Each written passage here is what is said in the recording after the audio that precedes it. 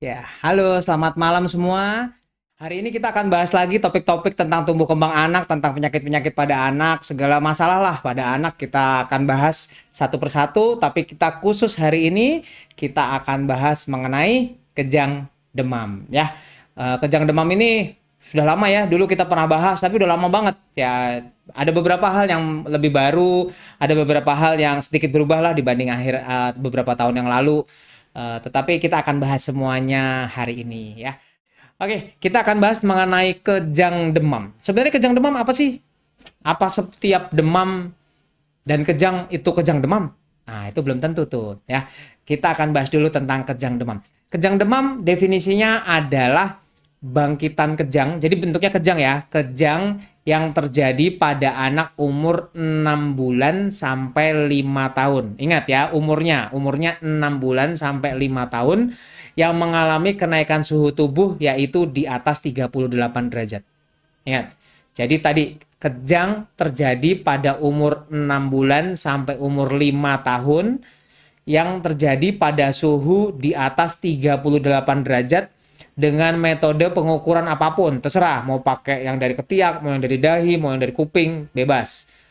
Dan tidak disebabkan oleh suatu gangguan di otak. Itu definisinya. Ya, kita bahas satu-satu. Jadi kejang demam harus kejang. Ya, ingat, harus kejang. Nggak bisa kalau cuma menggigil, nggak bisa. Harus kejang. Nah, umurnya harus umur 6 bulan sampai 5 tahun. Di luar itu gimana? Di luar itu bisa nggak? Bisa aja, tapi kemungkinan kecil. Jadi kalau dia kejangnya terjadi di bawah umur 6 bulan, harus dipikirkan ini suatu penyakit yang lain. Misalnya infeksi di otak. Sedangkan kalau di atas 5 tahun, sama. Kalau di atas 5 tahun, kita harus pikirkan kejangnya karena sebab lain, bukan kejang demam. Walaupun mungkin-mungkin aja. Kalau di bawah 6 bulan, bisa.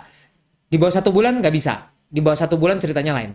Di 1 sampai 6 bulan bisa, tapi itu jarangnya minta ampun, jadi harus dipikirkan penyakit lain. Sedangkan kalau di atas 5 tahun juga jarang, jadi gangguannya harus di umur 6 bulan sampai 5 tahun. Ya, suhunya 38. Jadi yang sering terjadi, kalau suhunya nggak nyampe 38 gimana? Kalau demamnya 37,8 masuk kejang demam nggak? Jawabannya nggak masuk. Ya, definisinya jelas, harus 38 derajat ke atas. Jadi kalau kejangnya misalnya gini, misalnya kejangnya pakai demam, tapi dia lagi muntah-muntah, dehidrasi, masuk kejang demam nggak? Nggak masuk. Karena itu artinya kejangnya karena dehidrasinya. Jadi kejang demam ini murni karena demam aja. Kejang karena demam, makanya kejang demam. Kalau ditanya, dok tapi kejangnya nggak pakai demam, ya bukan kejang demam. Karena kejang demam harus pakai demam. Nah, kalau misalnya dia ternyata kejangnya karena infeksi di otak, padahal kan pakai demam, kejangnya pakai demam, tapi ternyata dia infeksi di otak, radang otak. Kejang demam bukan? Bukan. Itu namanya kejang karena radang otak. Jadi kejang demam ini benar-benar murni karena demam. Nggak boleh karena ada sebab lain. Dehidrasi nggak boleh, karena kekurangan gula, misalnya gula darahnya rendah, nggak boleh gitu. Anak umur 1 sampai 6 bulan, tadi 1 sampai 6 bulan jarang terjadi, walaupun mungkin, tapi jarang banget. Di bawah umur 1 bulan nggak termasuk, di atas 5 tahun tadi nggak, ya bisa termasuk, tapi kita biasanya sudah nyebutin kalau di atas umur 5 tahun, di atas 6 tahun lah ya, begitu 6 tahun, ulang tahun 6 tahun, kita bilang namanya kejang demam plus, karena udah usianya nggak cocok. Nah, sekarang kejang demam sendiri sering nggak sih? Kok kayaknya kata orang sering kalau panas anak saya takut kejang. Semua orang kalau panas tinggi, anaknya panas tinggi, semuanya berbondong-bondong datang. Bilang, saya takut anak saya kejang. Ya kan? Sebenarnya berapa banyak sih yang terjadi kejang demam? Kejang demam ternyata terjadi hanya 2 sampai 5%.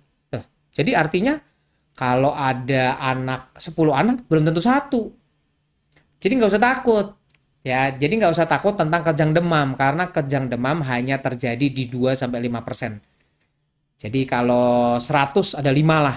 Ya, tuh. Berarti yang 95 nggak apa-apa kalau demam. Ya, jadi nggak usah takut. Itu jarang terjadi.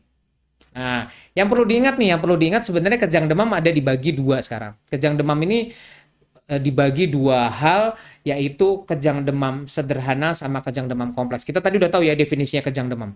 Nah, begitu udah kejang demam, baru definisinya ada tambahannya lagi. Kejang demam sederhana sama kejang demam kompleks. Bedanya apa sih? Bedanya kalau kejang yang kompleks aja dulu. Kejang demam kompleks adalah kejang yang lebih dari 15 menit, atau lebih dari sekali sehari, atau terjadi hanya di sebelah badan. Salah satu terpenuhi, namanya kejang demam kompleks. Nanti ada itunya nih, ada konsekuensinya kalau kejang demam kompleks. Jadi ingat dulu, kejang demam kompleks adalah kejangnya lebih dari 15 menit, atau lebih dari sekali sehari, atau kejangnya hanya terjadi di separuh tubuh. Tuh, jadi cuma sebelah doang. Tuh, misalnya mulut doang, tangan kanan doang misalnya gitu. Nah, itu kejang demam kompleks. Ada konsekuensinya. Ih, belepetan. Nah, kalau kejang demam yang sederhana gimana? Ya, yang di luar 3 itu namanya kejang demam sederhana. Ya, jadi ingat yang kompleks tadi, lebih dari 15 menit, sehari lebih dari sekali, atau kejangnya sebelah badan aja. Jadi kalau anak Anda punya salah satu dari itu, anak saya kayaknya waktu itu kejangnya ada deh, 20 menit ada, langsung kejang demam kompleks namanya. Anak saya kok kejangnya emang bener ya, cuma bengong doang atau cuma sebelah doang, kejang demam kompleks namanya. Ya, di luar itu namanya kejang demam sederhana. Hanya 3 tadi yang namanya kejang demam kompleks. Sisanya kejang demam sederhana. By the way, kejang demam seharusnya yang banyak terjadi itu kejang demam sederhana. Kejang demam sederhana tuh hampir 80% loh. 4/5 lah, 4/5. Jadi 4 dari 5 anak itu kejang demam sederhana. Jadi kalau anak Anda ada yang kejang demam kompleks, itu termasuk yang jarang terjadi sebetulnya. Jadi harus. Nah, ini nanti kita akan bahas di berikut ya, di belakangan kita kenapa sih kalau yang kompleks emang apa? Kok harus dicatat-catat, harus hati-hati. Kenapa? Ya karena memang ada hal yang berbeda dengan kejang demam kompleks. By the way, emang semua anak kejangnya bisa lama ya? Bisa sampai lebih dari 15 menit? Bisa. Tapi sebetulnya itu dikit. Kejang yang lama tuh cuma 8%. Jarang lah, jadi nggak sampai 10 anak lah dari 100. Yang kejangnya lama lebih dari 15 menit. Jadi kalau lebih dari 15 menit memang hati-hati bahwa mungkin ada sesuatu. Begitu pula juga kalau kejang sebelah badan itu sebenarnya nggak cocok. Kejang pada anak itu hampir semuanya kejangnya seluruh badan loh. Jadi mestinya kejangnya kelojotan semua gitu atau kaku semua gitu. Itu baru cocok. Tapi kalau kejangnya misalnya matanya ke samping gini. Nah, itu nggak cocok. Bagaimana sih bedainnya antara kejang yang sebelah sama kejang seluruh badan? Sebenarnya gampang. Lihatnya dari matanya. Makanya kalau kejang jangan panik dulu ya. Jadi kalau kejang nomor 1 menurut saya tolong dong liatin matanya ke arah mana. Kalau matanya ke arah atas itu biasanya kejangnya umum namanya, seluruh badan. Tapi kalau kejang yang lirik ke satu sisi itu namanya kejang sebelah badan. Jadi kunci ada di mata. Tapi bisa juga kalau tangannya kelihatan beda lah. Tangannya satu tarik, satu turun begini, satu lurus, satu narik. Ya itu juga udah beda. Itu kejang sebelah badan. Kejangnya miring ke satu sisi begini miring, itu juga kejang sebelah badan. Pokoknya kalau kejang sebelah badan ke satu sisi deh. Tapi terutama matanya. Matanya gampang lah, matanya langsung lirik. Biasanya ngelirik ke samping atau ngelirik ke atas gini atau ke bawah gitu. Tapi ke satu sisi. Nah, kalau kejang 2 kali sering nggak sih? Adalah sekitar 10% kejang 2 kali pada anak. Jadi sebenarnya kejang 2 kali pada anak juga lumayan ya. Sekitar 10-16%. Tapi ya tetap aja kebanyakan 80% tadi kejangnya biasa-biasa aja. Nggak nyampe lebih dari 15 menit, nggak nyampe. Nggak kejangnya seluruh badan, nggak ada yang sebelah badan. Dan kejangnya biasanya sehari sekali aja. Ya, itu sekilas tentang kejang demam ya. Ingat ya tadi kejang demam harus di atas 38, umurnya 6 bulan sampai 5 tahun, nggak boleh disebabkan karena hal-hal lain kayak dehidrasi atau segala macam. Murni dari kejangnya karena demam. Nah, jangan lupa dibagi 2, kejang demam kompleks dan kejang demam sederhana. Nah, sekarang yang sering jadi pertanyaan orang tua ya. Kalau kejang demam, kalau lagi kejang harus diapain? Ya kan? Kalau lagi kejang harus diapain? Nah, kalau kejang harus diapain? Ini yang paling penting. Ini buat semua kejang. Ya, mau kejangnya demam kek, mau kejangnya epilepsi, mau kejangnya karena radang otak. Prinsipnya sederhana. Nomor 1, tenang. Tenang dulu. Begitu Anda panik, rata-rata terjadi kesalahan dalam nanganin. Ya, jadi tenang aja dulu. Begitu kejang, tenang. Harus tenang. Nah, kalau udah tenang, baringkan di tempat yang rata. Ya, jadi jangan digendong-gendong. Jangan digendong-gendong, jangan dibawa-bawa kemana-mana, udah tenang dulu. Tenang, taruh di tempat yang rata. Di lantai boleh, di tempat tidur boleh. Di kursi, hati-hati. Di kursi bisa terguling. Nah, kecuali kursinya gede banget. Nah, terus kemudian jauhkan dari benda-benda yang berbahaya. Jadi jangan ditaruhnya di dapur, nanti kejatuhan pisau gitu. Jangan ditaruh deket misalnya teko air panas, nanti nggak sengaja ketendang air panasnya gitu. Itu nggak boleh ya. Jadi taruh di tempat yang datar, dijauhkan dari benda-benda yang berbahaya. Nah, kalau anaknya kelihatannya ada muntah atau nggak sadar ya, udah kelihatan kehilangan kesadaran, kejangnya, jangan lupa dimiringkan. Jadi anaknya boleh tidur terlentang. Bentar ya, saya akan dibantu oleh teman baik, yaitu yang cowok ya, yang cowok namanya Jer. Oke, jadi kalau kejang, nah tidur aja begini, ya nggak usah diapa-apain, udah tidur aja. Taruh di tempat yang datar, kemudian hindari dari benda-benda yang berbahaya. Nah, longgarkan bajunya, jangan lupa bajunya dilonggarin. Ini saya nggak pakai baju lagi, pakainya cuma celana dalam. Ya, jadi bajunya dilonggarin. Ya, kalau ada baju dilonggarin, kalau ada celana dilonggarin. Nah, kalau dia muntah atau kelihatannya air liurnya banyak gitu ya, atau di mulutnya ada isinya, lebih baik dimiringkan. Nah, jadi dimiringin. Terus kemudian boleh nggak dikeluarin isi mulutnya? Boleh. Kalau kira-kira ada isi mulutnya, boleh dikeluarkan. Dan ingat, tidak boleh memasukkan apapun ke dalam mulut bayi ya. Jadi nggak boleh masukin apapun. Mana sih mulutnya nih dia? Mulutnya. Tidak boleh masukin apapun ke mulut bayi. Walaupun dia gigit, walaupun dia kayak apapun, lidahnya kegigit, tidak boleh masukin apapun ke dalam mulut bayi. Karena itu akan berbahaya sekali. Jadi ingat, kalau kejang tidak boleh masukkan apapun. Minum nggak boleh, masukin sendok nggak boleh, masukin kayu nggak boleh, masukin jari apalagi nggak boleh. Ntar jarinya putus aja. Ya, nggak boleh. Dan sering ternyata udah kejang, disodok-sodok, akhirnya giginya patah. Itu yang paling bahaya. Nanti keselak giginya. Ya, jadi biarin aja. Gigit itu jarang banget, nggak nyampe 1%. Dan saya selalu bilang, gigit itu terjadinya di detik-detik awal. Jadi artinya begitu mulai, langsung gigit dia. Kalau bener gigit tuh, kan jarang gigit. Tapi kalau bener gigit, gigitnya di awal. Jadi mulai langsung gigit. Nah sekarang kalau udah mulainya langsung gigit, gimana cara masukin sendoknya? Gimana cara masukin jarinya? Akhirnya dipaksa kan? Nah kalau dipaksa patah giginya. Kalau ada orang tua yang bilang, tapi saya masukin jari, saya masih bisa masuk dong. Berarti nggak gigit. Buktinya masih bisa masuk jari. Ya kalau masuk jari, bener bisa masuk jari, itu kalau bener gigit bisa putus loh jari. Ya orang sendok aja bengkok kok, apalagi cuma jari. Jadi jangan masukkan apapun ke dalam mulut. Nah kalau memang Anda punya obat kejang yang dari pantat, ya diazepam namanya yang dari pantat, silakan pada saat dimiringin gitu ya, lihat pantatnya lubangnya mana, dimasukin, semprot.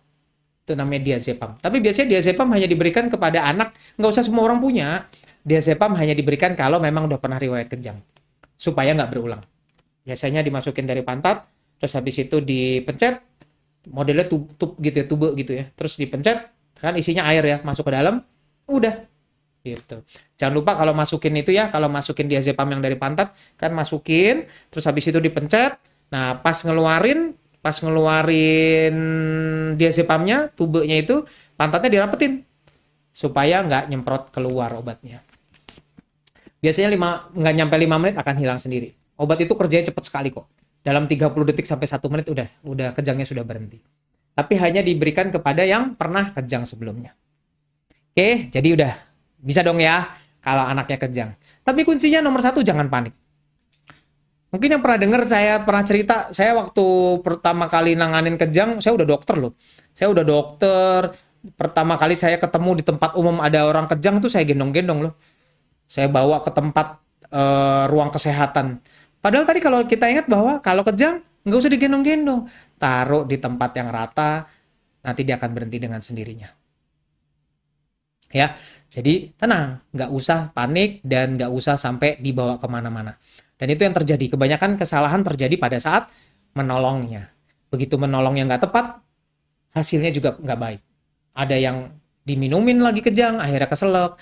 Ada yang dipukul-pukul, itu juga kurang kerjaan. Nggak boleh ya, lagi kejang dipukul-pukul. Nanti begitu kejangnya selesai, udah biru-biru dia semua ya. Itu nanti dibawa lagi berobat karena biru-birunya. Belum ada yang diguyur air. Direndam air aja ada kok. Ya, direndam air, diguyur air. Dan itu ada yang dipanggil, ada yang dicubit. Tuh kalau tiap dia kejang, kalau saya cubit berhenti loh kejangnya. Nah, jamin deh. Itu aslinya nggak usah dicubit juga berhenti. Ya, pokoknya kalau dicubit berhenti, berarti sebenarnya nggak usah dicubit juga berhenti. Karena dicubit nggak akan berhentiin kejang. Kalau diguyur air berhenti, ya berarti sebenarnya nggak diguyur juga berhenti. Wong kejang nggak ada yang bisa berhentiin kok, kejang itu berhenti sendiri. Apakah harus di ini nggak sih? Nah, pemeriksaannya. Sekarang kalau udah tahu gitu ya, kejang dibawa ke rumah sakit. Harus diperiksa macam-macam nggak sih? Kalau yakin kejang demam nggak usah. Kalau yakin kejang demam nggak ada pemeriksaannya. Udah, begitu dia kejang, demam, kejang, terus nggak ada petunjuk penyebab lain, ya udah itu namanya kejang demam.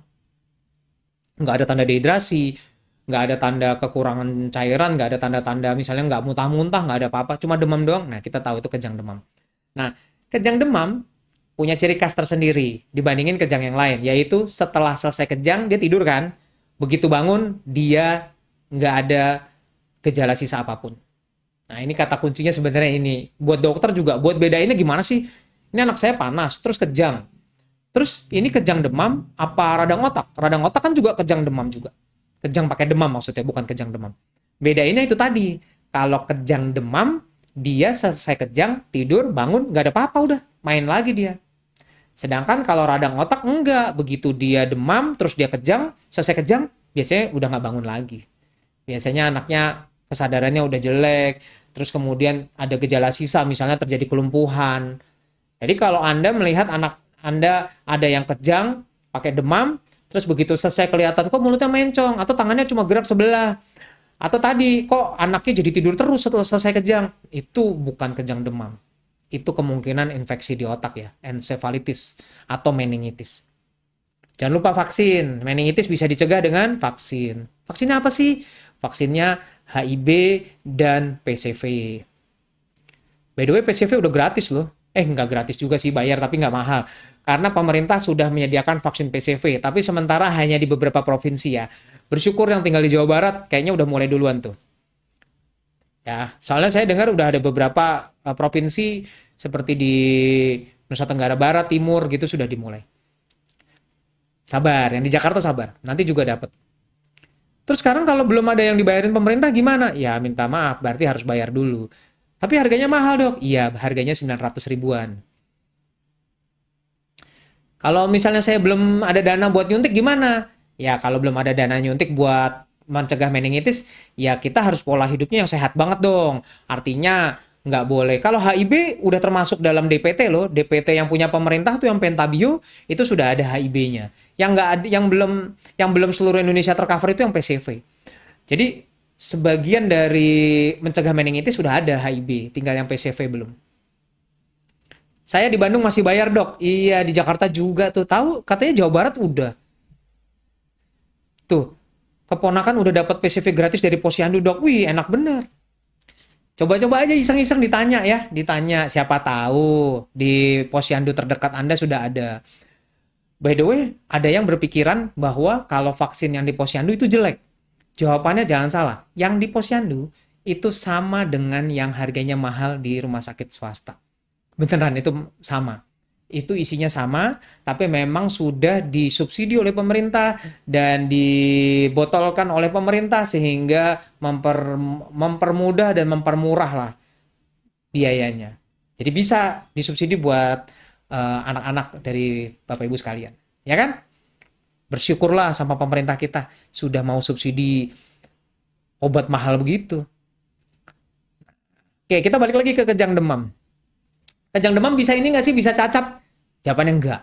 Kejang demam bisa meninggal nggak? Jawabannya enggak. Kejang demam bisa ganggu pinter nggak? Enggak. Jadi kalau ada yang bilang bahwa anak saya dulu kejang demam terus kemudian terjadi kecacatan, artinya dulu bukan kejang demam. Pasti bukan kejang demam. Kalau anak saya kejang demam terus kenapa jadi kurang pinter ya? Minta maaf. Berarti artinya yang bikin kurang pinter bukan kejang demamnya. Mungkin sebab lain. Bisa bawaan, bisa emang belajarnya kurang, gitu. Banyak hal lah yang bikin nggak pinter ya. Tapi jangan kejang demam yang disalahin. Soalnya kejang demam nggak bikin apa-apa. Jadi jangan sampai kejang demamnya yang disalah-salahin. By the way, ada beberapa pertanyaan. Wih, ada yang dari Cikarang. Salam juga ya buat yang dari Cikarang. Ada pertanyaan, dok, kalau misalnya kejangnya suhunya nggak sampai 38, terus apa dong namanya? Kan itu demam. Yes, kalau di bawah 38 kan nggak masuk tadi kriteria kejang demam. Nah, itu baru namanya epilepsi. Epilepsi adalah kejang yang tidak sampai suhu 38 dan berulang. Jadi kalau dia nggak nyampe 38, ya sudah, memang harus bilang bahwa oh ini bukan kejang demam. Ini lebih cocok ke epilepsi. Dok, anak saya pernah kejang matanya ke kanan, nah berarti kejang vokal. Kalau kejangnya pakai demam, ya namanya kejang demam kompleks. Kalau kejangnya nggak pakai demam, ya itu namanya epilepsi lagi. Kalau kejang sebentar-sebentar tapi banyak, tetap aja. Kalau kejangnya lebih dari, misalnya kejangnya demam nih, kejangnya pakai demam, pendek, kejangnya cuma 5 detik, terus hilang. Tiba-tiba 5 menit lagi, kejang lagi 5 detik. Itu karena udah 2 kali kan, tetap namanya kejang demam kompleks. Karena mestinya kejang itu kalau di anak harusnya cuma sekali. Kejangnya cuma sekali, terus udah. Nggak ada lagi. Dan kejang biasanya terjadi cuma ada di hari pertama. Ingat, kejang demam hanya terjadi di hari pertama demam. Jadi kalau udah, dok anak saya udah demam 3 hari nih, kok tiba-tiba hari ini kejang? Mestinya sih bukan kejang demam lah. Mestinya udah kejang yang lain. Mungkin infeksi berat, infeksi di otak, itu mesti hati-hati. Oke, sekarang kita bahas yang pertanyaan yang juga banyak terjadi. Dok, mungkin nggak sih berulang lagi kejang demam? Ya kan, semua orang kan nanya. Anak saya kalau kejang bisa berulang nggak ya? Jawabannya, kemungkinan berulang kejang demam ada. Ada, bukan selalu loh, ada. Nah, pada anak yang seperti apa yang kejangnya biasanya berulang? Nah, yang berulang cuma nggak semua loh. Hanya beberapa keadaan yang menjadi petunjuk anaknya bakal kejangnya berulang. Nomor 1, kalau di keluarga, di bapaknya lah, ibunya, apa kakaknya, ada riwayat kejang demam atau epilepsi. Jadi kalau di saudaranya lah, kakaknya, adiknya, bapaknya, ibunya, kakeknya, neneknya, pokoknya ada yang kejang demam atau ada epilepsi, berarti anaknya kemungkinan besar juga kejang demamnya berulang. Kedua, kalau kejangnya umurnya, kejang pertama nih, kejang pertama nggak nyampe umur 12 bulan. Jadi kalau yang punya anak kejang pertamanya kejang demam nih, tapi belum umur setahun, misalnya kejang demam pertama umur 9 bulan, siap-siap. Itu kemungkinan besar akan berulang. Ketiga, kalau suhu tubuhnya nggak nyampe 39. Dok, anak saya kejang demamnya suhu 38. Wah, itu udah siap-siap bakal berulang. Demamnya nggak begitu tinggi kok. Bisa gampang banget kejangnya. Keempat, kalau waktu antara demam ke kejangnya cepet banget. Ini sering terjadi nih, datang. Dok, saya baru ukur anget nih. Cuma 37,5. Baru saya tinggal mau saya kasih obat demam aja deh. Udah keburu kejang. Terus pas saya ukur suhunya udah 39 tuh. Cepet banget ya. Baru pegang 37,5, ngambil obat, udah kejang. Suhunya udah 39 tuh. Kalau jarak antara demam ke kejangnya sangat singkat, itu juga kemungkinan besar berulang. Dan kalau kejangnya kejang demam kompleks. Tadi kan ingat ya, kejang demam kompleks saya bilang ada konsekuensinya kejang demam kompleks. Yaitu salah satunya siap-siap dia akan berulang. Kalau semua faktor tadi ada, tadi yang saya sebutin ada 5 tadi ada, berarti kemungkinan berulangnya 80%. Artinya udahlah hampir pasti berulang kalau yang tadi saya sebut. Tapi kalau nggak ada, kalau tadi yang saya sebut nggak ada, sebenarnya dikit loh, kemungkinan berulangnya cuma 10%. Jadi semua anak yang pernah punya kejang, kemungkinan berulangnya ternyata cuma 10%. Nggak sampai banyak, kecuali yang tadi saya sebut. Nah, pertanyaan paling sering lagi, gimana, apakah kejang demam ini nanti suatu hari bisa jadi lebih berat dan akhirnya jadi epilepsi? Nah, ini yang paling sering ditanya. Mungkin nggak sih jadi epilepsi? Mungkin, jawabannya mungkin ya. Jadi sorry, bahwa jawabannya mungkin. Tapi jangan panik dulu. Hanya ada beberapa kondisi yang menunjukkan bahwa seorang anak mungkin terjadi epilepsi di kemudian hari. Nomor 1, kalau anaknya ada kelainan saraf sebelum atau sesudah kejang. Jadi misalnya contoh, anaknya sebelum kejang sudah ada cerebral palsy. Atau sebelum kejang anaknya memang sudah ada kelumpuhan sebelah misalnya. Tuh, ya. Anaknya sebelum kejang kepalanya memang udah kecil, terlambat perkembangan, semuanya serba telat. Yang kayak gitu. Ada kelainan perkembangan, kelainan saraf sebelum dia kejang pertama. Kalau ada itu, memang betul resiko terjadi epilepsinya lebih tinggi. Kedua, kejang demam kompleks tuh. Kejang demam kompleks lagi kan. Tadi saya bilang, kejang demam kompleks hati-hati. Bukan cuma sering berulang, tapi dia juga punya tendensi untuk jadi epilepsi. Ketiga, kalau di orang tuanya ada epilepsi. Jadi kalau orang tuanya ada epilepsi, anaknya kejang demam, hati-hati. Mungkin juga bisa terjadi epilepsi. Tadi pagi ada tuh ya. Orang tuanya memang epilepsi, anaknya kejang demam. Nggak tunggu lama, mulai dia kejangnya mulai tanpa demam. Ya udah siap, begitu dia kejang demam, orang tuanya ada riwayat epilepsi, udah siap bahwa mungkin aja nih anaknya akan ada epilepsi. Dan ternyata nggak butuh waktu lama, betul, anaknya mulai muncul kejangnya nggak pakai demam. Nah, keempat, kalau kejang demamnya sebenarnya kejang demam sederhana nih, bukan yang kompleks, tapi berulang 4 kali dalam setahun. Tuh. Jadi sebenarnya petunjuk bahwa ini mungkin epilepsi itu ada 4 ya. Tadi kalau ada perkembangan ada kelainan saraf atau kelainan otak sebelum kejang, terus kemudian kejang demam kompleks, ada riwayat epilepsi di orang tua, atau memang anaknya kejangnya lebih dari 4 kali dalam setahun. Nah, kalau 4 itu terjadi, memang memang harus hati-hati. Itu memang punya punya resiko lah jadi epilepsi. Anak-anak yang seperti itu 50% bisa jadi epilepsi. Nah, dok, bagaimana bedain kejang demam dengan kejang karena radang otak? Nah, itu tadi yang saya bahas. Kalau kejang demam, anaknya setelah kejang nggak ada gejala sisa, anaknya baik-baik aja, nggak ada kelumpuhan, kesadarannya baik. Kalau dia kejangnya karena infeksi di otak, selesai kejang biasanya ada kelumpuhan, atau anaknya kesadarannya jadi nggak baik. Jadi langsung tidur terus gitu. Begitu anak kejang, apa harus langsung dibawa ke rumah sakit? Untuk kejang pertama, yes. Jadi kalau seseorang yang kejang pertama, anaknya kejang pertama harus dibawa ke rumah sakit. Karena kita sulit bedain, ini kejang demam, apa radang otak atau kejang yang lain. Bawa dulu. Tapi kalau sudah pernah kejang, terus kemudian dia kejang lagi, misalnya tahun kemarin dia kejang, tahun ini dia kejang lagi, sebenarnya nggak harus dibawa. Kecuali tadi, kalau habis kejang nggak sadar, habis kejang ada kelumpuhan, kejangnya yang kompleks tadi, lebih dari 15 menit, sebelah badan, sehari lebih dari sekali, nah itu tolong kalau yang itu dibawa lah. Yang itu mau berapa kali pun dibawa. Dok, mau tanya, kalau lagi demam boleh di EEG? Sebenarnya gini, kalau lagi demam boleh nggak di EEG? Boleh. Masalahnya adalah, satu, kejang demam tidak di EEG. Kejang demam perlu EEG nggak? Nggak perlu. EEG itu untuk mendeteksi yang arahnya misalnya ke arah epilepsi. Jadi kalau kejangnya nggak pakai demam, baru kita ngomong, oh iya, perlu EEG. Tapi kalau kejangnya pakai demam, nggak usah EEG. Ya, kejang demam nggak EEG. Kejang tanpa demam baru EEG. Kalau kejangnya pakai demam, tapi waktu di EEG kok udah terlanjur gitu ya, maksudnya ada yang nyuruh EEG, terus ya udah dilakuin lah EEG. Di EEG-nya ada gelombang kejang. Terus diagnosanya jadi epilepsi? Enggak juga. Selama dia kejangnya pakai demam, namanya kejang demam. Kalau udah kejang nggak pakai demam, baru namanya epilepsi. Nah, kalau demam boleh nggak di EEG? Terus terang bisa, tapi mungkin agak menyulitkan karena lem yang di kepalanya suka nggak nempel tuh kalau dia lagi demam di EEG. Dan kejang demam kan nggak di EEG. Dok, kalau kejang demam berulang berbahaya nggak? Dari akun NG Elvira Natalia. Nah, bagus nih pertanyaannya. Dok, kalau kejang demam berulang berbahaya nggak? Tergantung pertanyaannya berulangnya gimana. Kalau berulangnya sehari dalam sekali, jadi sehari lebih dari sekali, itu kan kejang demam kompleks tadi. Nah, kejang demam kompleks bukan bahaya, tapi resiko bahwa dia akan berulang, resiko dia akan jadi epilepsi kemudian hari lebih tinggi. Kalau dia sekarang kejang, bulan depan kejang, tahun depan kejang, berbahaya nggak? Sebenarnya enggak. Tapi betul kalau dia setahun lebih dari 4 kali, punya resiko untuk terjadi epilepsi juga.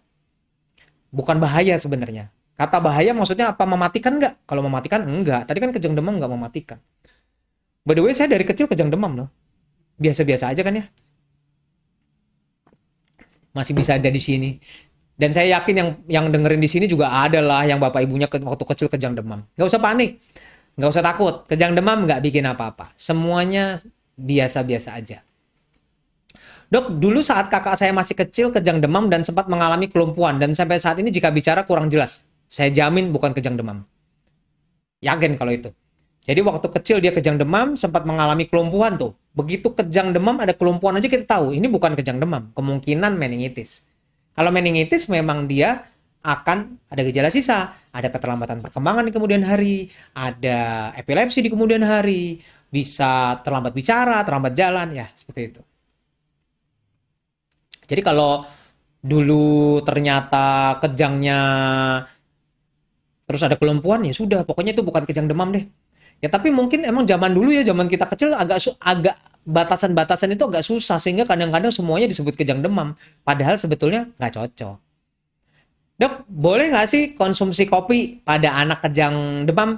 Jawabannya nggak boleh. Ya, kopi tidak bisa mencegah kejang demam. Nggak ada mencegah kejang demam pakai kopi. Justru kopi akan sangat berbahaya kalau diberikan pada saat anak lagi demam. Karena begitu dia minum kopi, anaknya jadi susah tidur. Begitu udah susah tidur, rewel. Kalau udah rewel, tambah sakit lah, namanya juga kurang tidur. Kedua, begitu dia minum kopi, dia akan buang air kecil, pipisnya jadi lebih banyak. Begitu lebih banyak, takutnya dehidrasi. Kalau dehidrasi mah kejang dong malahan. Jadi jangan dikasih kopi malahan ya. Nggak benar. Tidak boleh. Itu suatu kepercayaan yang sudah by the way udah ada yang neliti loh. Dan ya nggak cocok lah. Udah orang itu secara pemikirannya udah nggak cocok. Diteliti ya beneran nggak cocok lah. Dok, boleh nggak konsumsi obat anti kejang kalau sudah 39? Nah, ini dia. Pertanyaannya bagus banget. Sekarang bagaimana caranya kalau udah pernah kejang demam? Kan tadi kita udah bahas ya, kejang demam ada yang mungkin berulang.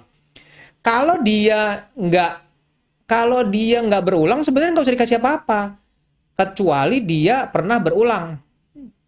Nah, jadi nggak semua anak setiap kejang demam bukan berarti semua kejang demam harus diobatin tuh. Nah, sekarang bagaimana sih cara dia untuk mencegah supaya kejang demam tidak berulang? Nah, nomor satu, kemungkinan berulang tadi kita udah bahas. Kalau memang kemungkinan yang tadi saya sebutin tadi ada yang kemungkinan berulang, yang tadi kakaknya pernah kejang, bapak ibunya pernah kejang, suhunya di bawah 39, dari demam ke kejangnya cepet banget dia waktunya. Yang kayak begitu boleh itu dia minum obat anti kejang. Kalau tiap panas untuk mencegah, karena kita tahu dia bakal berulang. Tapi kalau tidak ada tendensi ke situ, nggak usah. Cukup dia tiap demam dikasih obat demam aja. Tiap demam kasih obat demam. Begitu terbukti berulang, baru dia dapat obat kejang untuk mencegah. Ya, jadi nggak semua anak kejang demam dapat obat kejang. Anak yang kejang demam cukup dikasih obat anti demam, boleh paracetamol, boleh ibuprofen, hanya diberikan obat anti kejang. Ya, obat anti kejang tuh diberikan kalau lagi demam nih. Kalau lagi demam dikasih obat anti kejang.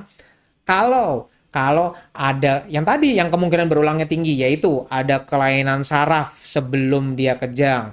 Kedua, anaknya suhunya nggak sampai 39 udah kejang. Waktu antara dia demam ke kejangnya waktunya pendek sekali. Umurnya nggak nyampe di bawah setahun. Tadi kan nggak, kalau di bawah setahun kan juga kemungkinan kejangnya bakal berulang. Lebih dari 4 kali setahun. Jadi kalau udah 4 kali, udah 5 kali, ya sudahlah kita kasih obat anti kejang untuk mencegah supaya dia nggak berulang-ulang. Nah, terus kejang demam kompleks tadi hati-hati, itu juga kemungkinannya berulang. Nah, jadi itu adalah hal-hal yang harus minum obat anti kejang pas lagi demam doang.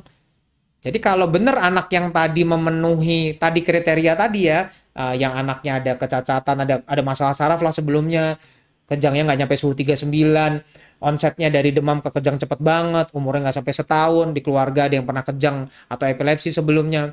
Nah, yang kejang demam kompleks, yang seperti itu, kalau lagi panas minumnya langsung 2. Obat demam dan obat anti kejang di suhu 38. Langsung. Obat demam dan obat anti kejang. Bareng. Nggak usah satu-satu.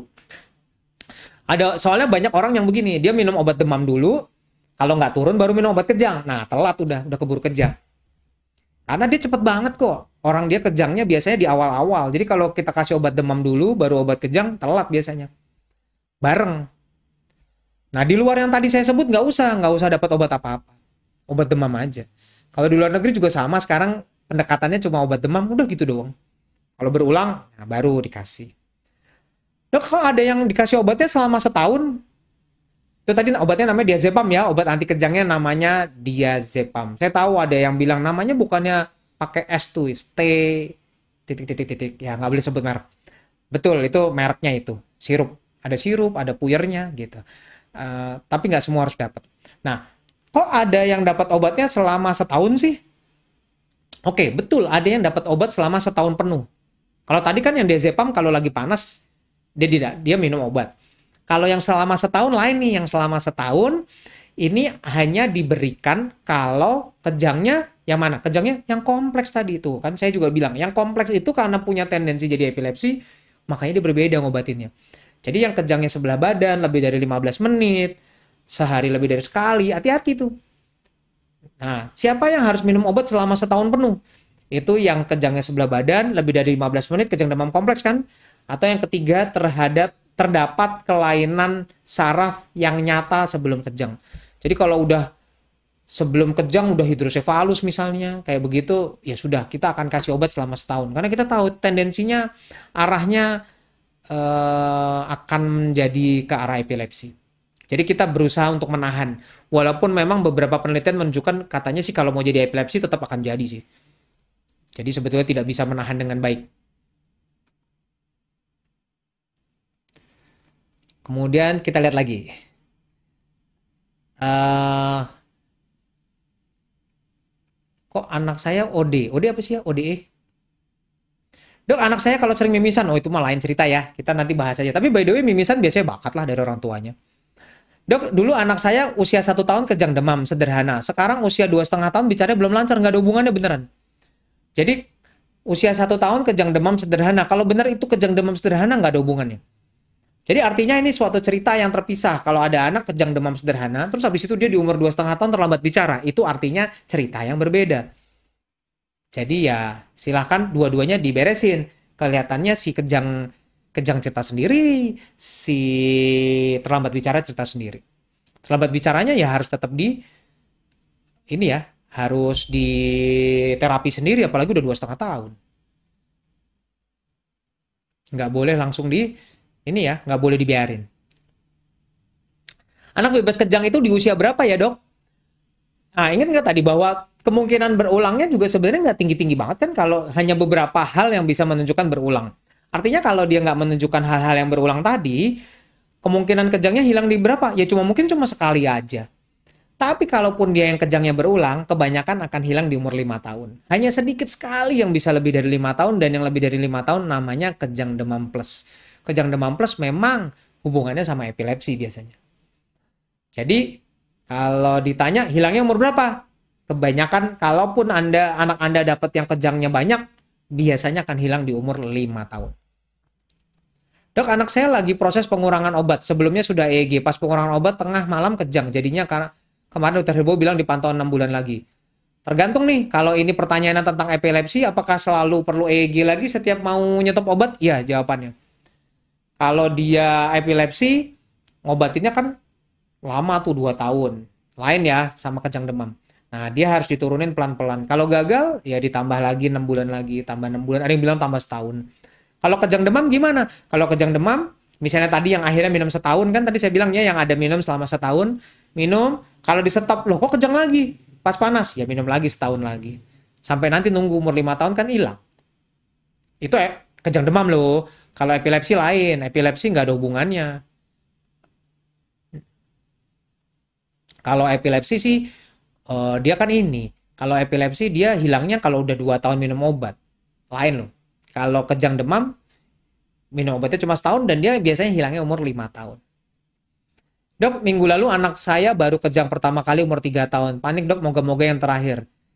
Ya kalau dia kejang pertamanya umur 3 tahun, jujur aja lah kalau anak sendiri kayaknya panik juga kali ya. Tapi ya nomor satu jangan panik, harus tenang. Dan kalau umurnya udah gede baru 3 tahun baru kejang mungkin cuma sekali aja kok. Mudah-mudahan ini ya nggak perlu berulang-ulang lah.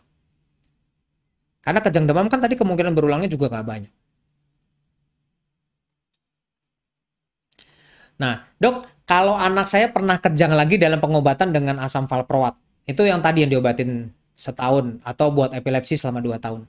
Terus sekarang kondisi demam 37,5 apa boleh dikasih paracetamol? Boleh aja gitu. Tapi pokoknya kalau dia kejangnya di bawah suhu 38 itu tidak masuk kejang demam ya. Dan kalau seorang anak pernah didiagnosa epilepsi, begitu dia demam terus dia kejang, dia bukan kejang demam, itu tetap bagian dari epilepsi. Logikanya gini, kalau epilepsi kan dia lagi nggak demam aja kejang. Jadi kalau lagi nggak demam dia kejang, apalagi lagi demam gitu. Lagi nggak demam aja dia kejang, apalagi lagi demam. Itu logikanya. Anak yang pernah kejang karena epilepsi tidak bisa dianggap sebagai kejang demam lagi, walaupun dia kejangnya mau pakai demam. Apakah ada cara supaya nggak terjadi kejang? Tadi ya, supaya tidak jadi kejang, harus minum obat demam dan minum obat anti kejang kalau udah terbukti berulang. Dok, kalau epilepsi apakah ada hubungannya dengan keturunan? Kalau kejang demam kebanyakan keturunan. Kalau epilepsi justru kebanyakan nggak keturunan. Epilepsi kebanyakan karena kerusakan otak yang disebabkan karena dalam perkembangan, misalnya lahir nggak nangis segala macam.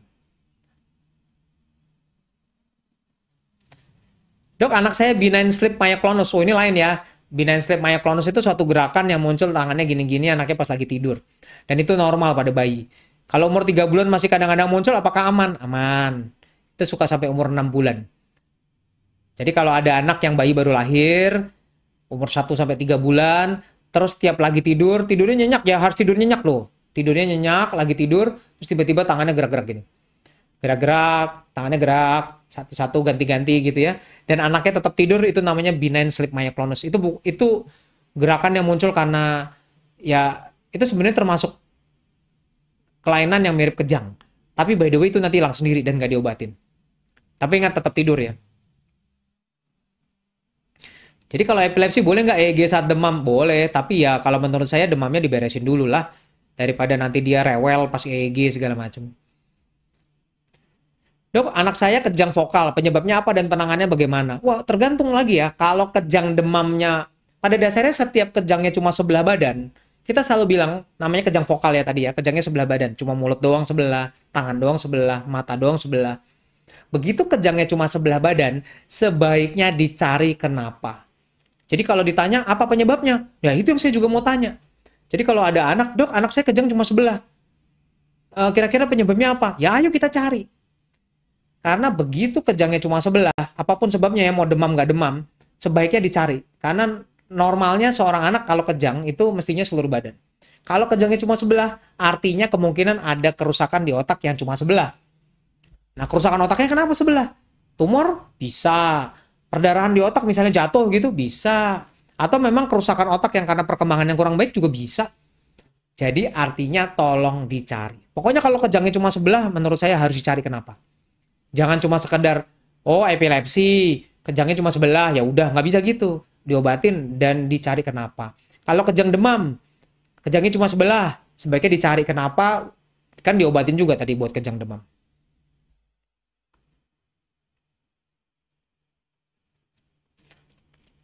Dok, apakah ada pengaruhnya minum kopi terus biar nggak kejang? Tadi udah dibahas ya, kopi nggak bisa mencegah kejang. Ada juga bikin dehidrasi nanti jadi kejang. Udah gitu bikin nggak bisa tidur lagi. Nah, dok, kalau umur 8 tahun kejang demam gimana, dok? Tadi yang saya bilang, kalau di atas umur 5 tahun, kejang demam namanya berubah jadi kejang demam plus. Dan biasanya ada hubungan dengan epilepsi. Makanya kalau dia kejang demamnya di atas umur 5 tahun, biasanya kita akan EEG, walaupun itu kejang demam. Karena usianya nggak cocok. Jadi biasanya di umur 5 tahun ke atas, kalau kejang demam kita akan EEG. Kalau ternyata EEG-nya normal, kan bukan epilepsi tuh. Ya udah, berarti kita tunggu karena ada sebagian yang hilangnya di umur 10 atau 12. Kalau 10 sampai 12 masih ada juga gimana? Biasanya sih epilepsi itu.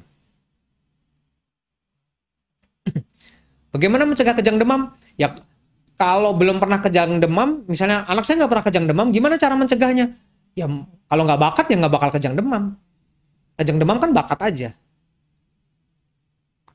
Jadi kalau misalnya dia nggak bakat kejang demam, mau dia suhunya 40, mau 41, mau 39, dia juga nggak bakal kejang. Tapi kalau udah pernah berulang, misalnya dulu pernah kejang, sekarang kejang lagi gitu ya, berulang, mencegahnya ya tadi, dapat diazepam yang diberikan pada saat lagi demam. Apakah obat demam yang dari pantat bisa mencegah kejang? Ini bukan obat kejang yang dari pantat loh. Kan tadi ada obat kejang yang dari pantat yang diberikan kalau lagi kejang. Itu obat kejang yang dari pantat bisa mencegah kejang nggak? Bisa, yang itu juga bisa. Walaupun kita nggak pakai karena nggak nyaman. Kalau lagi kejang boleh, kalau buat mencegah kita nggak terlalu anjurkan. Boleh tapi nggak dianjurin. Tapi kalau obat demam yang dari pantat, ya kan suka bilang, dok ini panasnya tinggi banget, anaknya pernah kejang. Tolong dong dikasih obat demam yang dari pantat. Perlu diingat, obat demam yang dari pantat tidak bisa mencegah kejang. Jadi kalau Anda mengharapkan panasnya misalnya 41, terus dikasih obat demam yang dari pantat, terus panasnya turun terus gak kejang, nggak bisa. Kalau emang lagi mau kejang, mah kejang aja dia. Tidak bisa dicegah dengan obat demam yang dari pantat. Obat demam yang dari pantat urusannya untuk nurunin demam.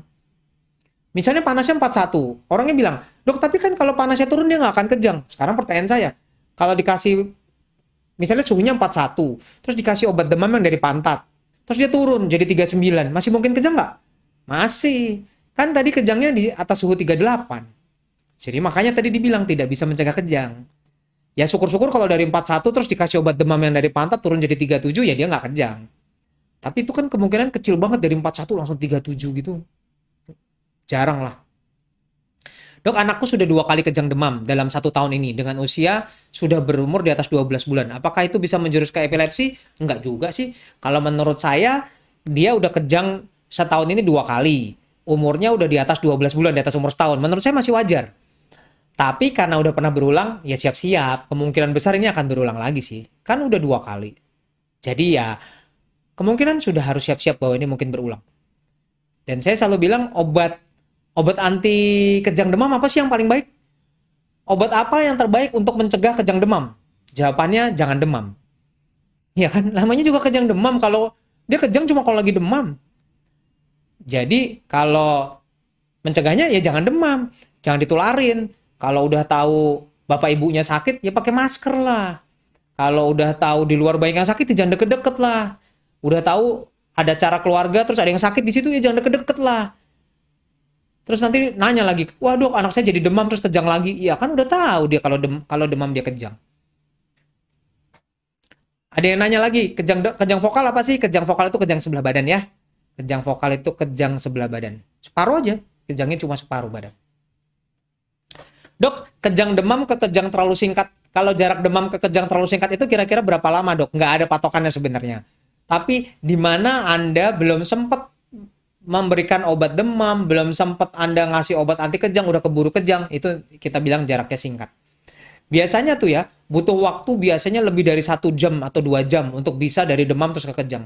Biasanya dia demam dulu 39, 40, udah sejam 2 jam baru kejang. Kalau yang singkat mah cuma beberapa menit, baru mulai panas, udah kejang dia. Jadi cepet banget, hitungannya cuma menit.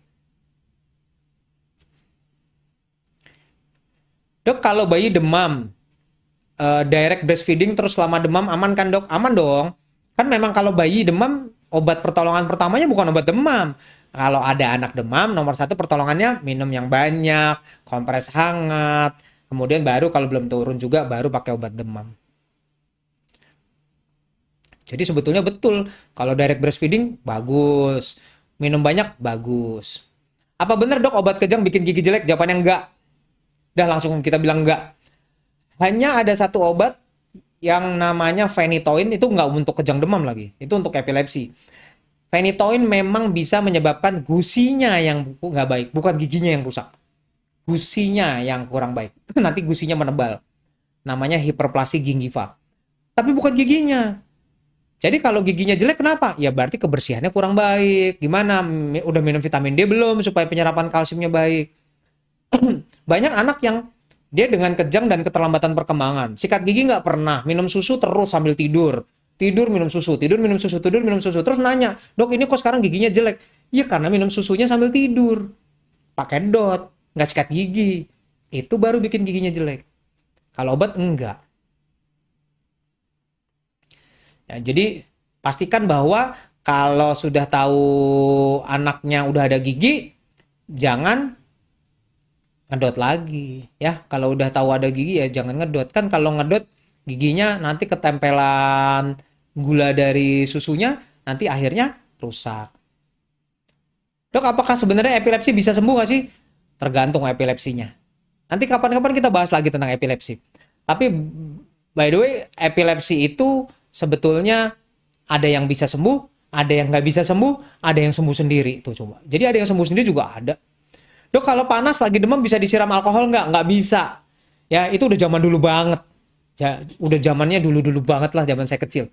Jadi, tidak boleh mengompres anak dengan alkohol. Karena alkohol itu akan menyebabkan anaknya kedinginan, jadi malah menggigil, akhirnya jadi demamnya lebih tinggi. Dan yang paling ditakutkan adalah anaknya keracunan alkohol, karena baunya dihirup-hirup terus.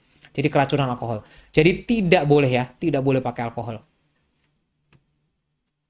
Apakah anak kejang demam itu biasanya selalu lebih banyak terjadi pada anak cowok? Ternyata dulu dipikir begitu ya. Tapi sekarang ternyata enggak tuh, sama aja. Cowok cewek sama aja. Kok kayaknya cowok lebih banyak? Ternyata enggak tuh. Penelitian juga ternyata sama aja. Cowok cewek semuanya tetap bisa kejang demam. Jadi yang punya anak perempuan ya tetap hati-hati. Dok, kemarin anak saya kejang suhunya 39 derajat lebih, ternyata DBD. Terus pulang dikasih obat anti kejang yang puyer. Kan bisa bertahan 3 bulan. Disimpan di kulkas apa taruh di tempat biasa? Kalau puyer jangan di kulkas. Kalau puyer di kulkas rusak dia, kan dia bubuk bentuknya. Kalau puyer harusnya di suhu biasa. Dan kejangnya suhu 39 dikasih puyer obat kejang. Pertanyaannya yang kita balik lagi. Butuh nggak sih? Karena kan tadi yang butuh hanya yang kejangnya sebelah badan, kejangnya lebih dari 15 menit, atau ada kelainan saraf sebelum dia kejang. Di luar itu dia nggak butuh obat-obatan. Tuh ya. Jadi kita selalu bertanya balik, perlu atau enggak? Nggak semua anak perlu lah. Nggak semua anak perlu obat kejang. Dok, apakah kalau minum obat epilepsi ya kayak tadi ya, asam valproat segala kan dia dikasih buat anak yang kejang demam juga. Apakah bisa mengganggu? Ada efek samping. Obat-obatan kejang ini bisa mengganggu ke hati. Tapi kalau diminum dengan baik, jamnya diminum baik, teratur, nggak bolong-bolong, nggak kadang minum, kadang nggak boleh begitu ya. Minumnya teratur, dosisnya betul, anaknya dipantau tiap bulan kontrol, harusnya nggak akan ada efek samping. Karena kita kan ngasihnya dari dosis kecil ke dosis gede. Kalau masih kejang baru naik dosisnya. Kalau nggak kejang ya nggak naik, dosisnya kecil aja terus. Kalau dosis kecil nggak akan ada gangguan. Kalau dia dosis besar baru.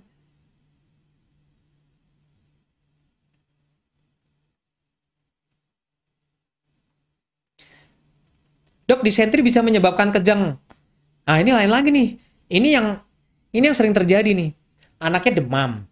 Terus habis itu nih pertanyaan bagus nih. Anaknya demam, terus habis itu dia diare, tapi nggak dehidrasi nih. Dia demam, terus dia diare, diarenya berlendir atau berdarah, itu namanya disentri. Terus habis itu dia kejang. Nah, itu kejangnya hati-hati, itu belum tentu kejang demam. Bisa saja kejangnya karena disentri. Karena disentri, beberapa bakterinya itu mempermudah kejang. Jadi kalau benar dia diare, terserah lah mau kejangnya pakai demam nggak pakai demam lah. Tapi pada saat itu dia diare, BAB-nya berlendir atau berdarah, terbukti itu bakteri, kan namanya disentri ya. Kita selalu anggap dulu bahwa ini kejangnya karena si disentri. Kecuali suatu hari terbukti dia nggak disentri tapi juga kejang, nah itu lain cerita. Jadi kalau disentri bisa bikin kejang, yes.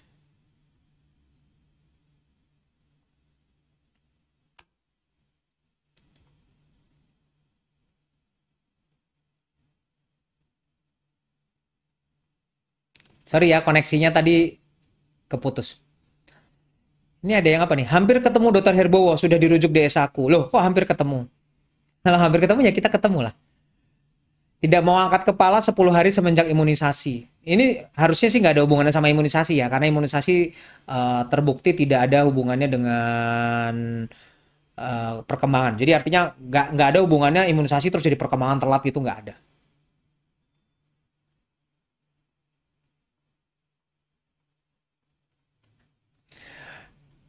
Dok, saya mau tanya, anak saudara saya kejang saat kecapean, dia nggak bisa diem, umur 2 tahun, dan minum obat 2 tahun. Kalau itu, kalau lihat kata-katanya bahwa dia minum obat 2 tahun, harusnya ini epilepsi ya. Dan kalau epilepsi memang kalau lagi anaknya kecapean, segala macam, kurang tidur, dia akan kambuh. Dok, kejang demam apa bisa cuma matanya doang? Bisa, namanya kejang demam vokal. Matanya doang yang begini. Tapi itu jarang banget loh. Makanya saya kalau ada anak yang datang dengan kejang demam, tapi kejangnya cuma mata doang, saya biasanya harus curiga bahwa itu sebenarnya mungkin ya, bukan bukan pasti. Mungkin yang ditakutkan itu bagian dari epilepsi. Karena biasanya kejang yang cuma mata doang, biasanya tuh epilepsi yang paling banyak. Dok, apakah MRI diwajibkan untuk analisa mencari penyebab kejang? Kalau dia epilepsi, iya. Kalau kejang demam, enggak. Kalau epilepsi memang sebaiknya di MRI untuk tahu kan kenapa kejangnya. Kan itu yang jadi pertanyaan kita kan. Kenapa dia jadi epilepsi ya? Gitu. Dok, dulu anakku suhu 39-40 aman. Kemarin 39-2 kejang. Apa kejang bisa karena kecapean? Kalau menurut saya banyak hal yang bisa nyebabin kejang. Jadi kalau kalau baru satu kali doang lah ya. Kalau seorang anak kejang demam satu kali, menurut saya itu kebetulan aja. Karena itu biasa-biasa aja kok. Itu terjadi di 2-5% anak. Tapi kalau berulang, baru kita bilang nggak kebetulan. Itu namanya genetik. Jadi kalau ditanya apa kemarin bisa karena kecapean, bisa aja. Apakah apakah karena misalnya minumnya kurang? Bisa aja. Tapi pokoknya kalau kejangnya baru satu kali, anggap aja lah kebetulan lah. Kalau udah berulang baru. Dok, kalau bayi umur 0 bulan cara mengatasi biang keringat, wah ini sih itu ya. Pertanyaannya beda. Tapi kalau biang keringat pada anak umur bayi baru lahir, kalau menurut saya diperbanyak di tempat dingin lah ya. Ya jangan dikasih minyak telon gitu lah, kan panas. Kalau panas tambah biang keringat. Dok, waktu umur 1 tahun lebih pernah kejang terus nggak pernah berulang lagi. Cuma sekali itu aja. Sekarang di umur 6 tahun kemungkinan kejang sudah nggak ada lagi. Enggak, udah nggak ada. Kalau dia dulu kejang demam umur setahun, terus nggak pernah kejang. Terus tiba-tiba umur 6 tahun datang. Kemarin ada yang begitu. Umur setahun dia kejang demam. Sekarang umur 6,5 tahun dia kejang lagi. Itu udah bukan kejang demam. Kan umurnya udah nggak cocok. Udah di atas 5 tahun. Namanya kejang demam plus. Kalau kejang demam plus, ingat tadi hati-hati bahwa mungkin aja ada hubungannya dengan epilepsi. Dok, anak saya usia 5 tahun pernah kejang 6 kali. Sekarang belum bisa bicara. Apa perlu MRI? Kalau menurut saya ini hubungannya dengan epilepsi ya, bukan kejang demam harusnya. Karena kejangnya banyak banget. Kalau benar diagnosanya epilepsi ya harusnya di MRI untuk tahu kenapa. Kalau kejang apa benar harus dimiringkan? Betul. Dimiringkan badannya supaya keluar. Kalau susah boleh nggak terlentang? Boleh. Tapi kalau ada isinya di mulut sebaiknya miring biar isinya keluar. Dok, anak saya kejang pada suhu 37,7. Pas selesai kejang, saya ukur suhunya 38,3. Apakah termasuk kejang demam nggak? Biasanya kita excuse lah, yang ini masih kita anggap kejang demam. Karena selesai kejang 38,3 kan tadi. Jadi ya kita anggap lah. Tapi kalau tiap kejang berulang, suhunya nggak nyampe 38, ya sudah, kita sebut ini epilepsi. Boleh nggak sih dikasih penurunan panas pada saat anak 37,5? Boleh. Nggak, kita nggak saklek-saklek banget kok. Kalau dia memang di suhu 38 udah kejang, boleh nggak 37,5 anti demamnya? Boleh. Dok, apakah anak mikrosefali pasti akan mengalami kejang? Jawabannya enggak. Tapi memang anak yang mikrosefali hati-hati bahwa dia punya kemungkinan lebih sering, ya lebih sering untuk menjadi kejang demam, epilepsi. Resikonya lebih tinggi lah. Bukan berarti terus harus kejang, enggak ya? Tuh. Kelihatannya hampir semua ini udah saya jawab ya. Nah, apakah epilepsi bisa mempermudah kejang demam? Enggak jawabannya. Kecuali memang ya dia anaknya punya bakat kejang demam. Kalau dia anaknya punya bakat kejang demam, terus dia disuntik imunisasi terus dia demam, ya bisa kejang. Tapi itu bukan karena imunisasinya terus dia kejang, tapi karena memang dia udah punya bakat kejang demam. Ya, jadi oke, kita kelihatannya waktunya udah habis nih ya. Kita udah 1 jam tanya jawab. Udah saya terangin semua nih tentang kejang demam. Udah semua yang bisa saya sampaikan. Jadi ingat ya, kejang demam harus suhunya di atas 38. Di bawah 38 bukan kejang demam. Itu mah epilepsi. Kejang demam harus di umur 6 bulan sampai 5 tahun. Di luar umur itu tolong dicari sebab lain. Dan pastikan kalau kejang demam itu nggak disebabkan oleh sebab-sebab lain. Nggak kayak dehidrasi atau apapun juga. Kejang demam nggak bikin cacat, nggak bikin meninggal, nggak bikin nggak pinter. Semuanya seperti biasa-biasa aja. Jadi kalau anak Anda kejang demam, please jangan takut. Sabar aja, tapi kontrol. Karena beberapa anak memang punya tendensi berulang dan bisa jadi epilepsi. Dan itulah yang anak-anak seperti itu yang harus minum obat. Kalau dia nggak ada kecenderungan untuk epilepsi atau kecenderungan untuk berulang, nggak usah minum obat apa-apa. Ya obat demam aja. Ingat, obat terbaik buat mencegah kejang demam adalah jangan demam. Tadi kan saya udah bilang. Karena tanpa demam, anak nggak mungkin kejang demam. Oke? Ingat, pandemi belum selesai. Ingat lagi, tetap jaga jarak, cuci tangan yang baik, pakai masker, jangan lengah ya. Pandemi belum selesai. Dan terima kasih buat yang udah hadir malam ini. Salut buat Anda semua karena Anda tetap mau belajar di kondisi pandemi seperti ini ya. Salut buat Anda semua. Kita tetap belajar. Minggu depan kita ketemu lagi dengan topik yang berbeda. Oke, terima kasih. Salam sejahtera untuk kita semua.